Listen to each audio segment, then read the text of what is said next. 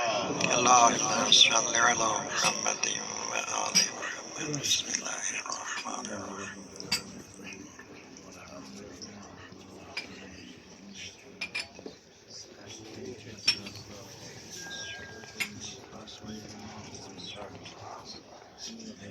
Allah kabul eder. Allah muhabbetinden alır. Allah kabul etsin. Selamet Salavat Peygamber aleyhi. Ben birinci namazı kabule getirir, namazı düz demeyli.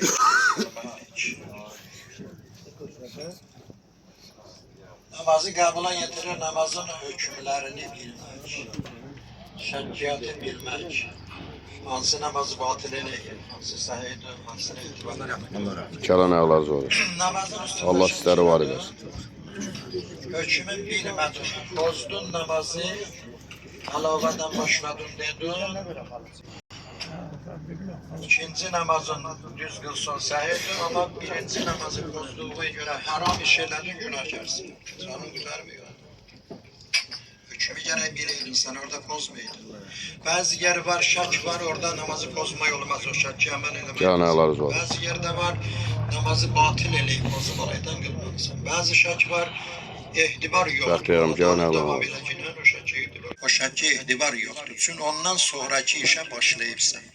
Namazın içinde bir işe başlayandan sonra ondan qabaqcına şəkkiləsin, o şəkki etibar yoxdur. Rukuya girdi, dizə girib şəkkilə. Görəsə mən hamdü suranı dedim ya demədi. Şək etibar yoxdur. Yəqinin olmasa şək alındı. Birinci, ikinci buraya şəkkiyatı bilməlidir. Hükümlerini bilməlidir. Üçüncü, huzuru qəlbinə namaz qılmalıdır. Namazı qəbula getirir, fikrin namazda ola, Allahla öz arında ola. De namaz kıla kıla başkalar sözüne kulak asmayasın. Çölden kim gidiyor, içeriden kim gidiyor haberin olmuyor. Çölden girene yer göstereceği utucunan. Sasil yan ayağındaki yere dinme sesileme. Ve bunun fikri namazda döküyor. Erbela türbetinin üstünde namaz kılmak. Bu da sebeptir. Namazı kabula getirir. Namazı evvel vaktinde kılmak. Yubadım yasan.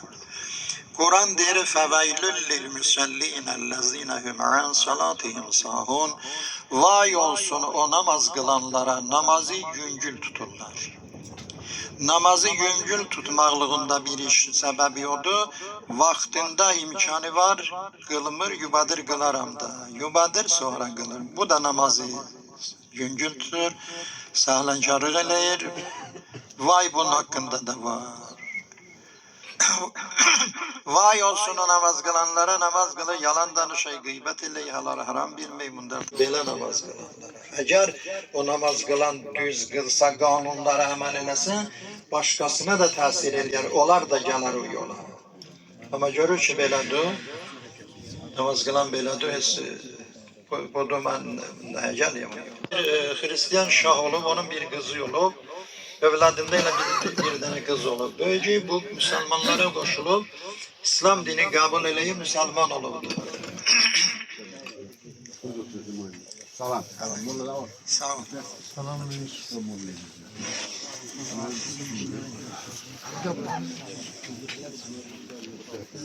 Gel buradan da istiyor. Gel buradan.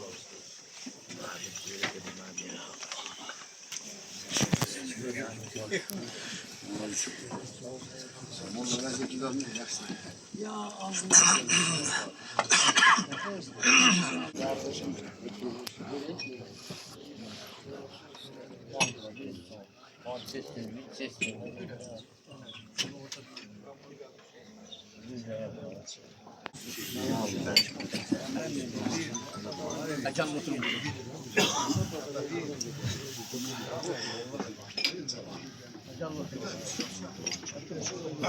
Kılıp namazın dalizan zaten istifade edildiği bir fikrin deyip maksadın deyipdir. Allah da kabul ediyipdir. Ne lazımdı gösterirdi.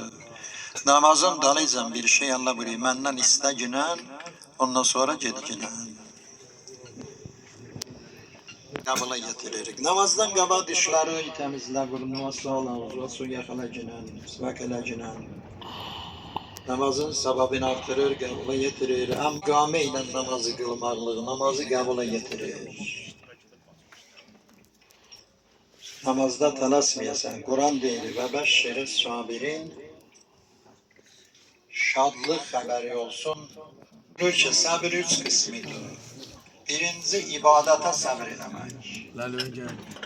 İbadətdə səbrin olmasa, onun faydası yoxdur. İbadətdə səbri olan adam odur, namaza duranda elə rahat olar da gez qutarmağı istəməyər. Özü rahat öyrənir. Qaldıqca o vaxtlar istifadə eləyən, sən qutaracaq, səbri yoxdur namazda. Dünya müsibətlərində səbir eləmək. Mümin oldun, Var olasın.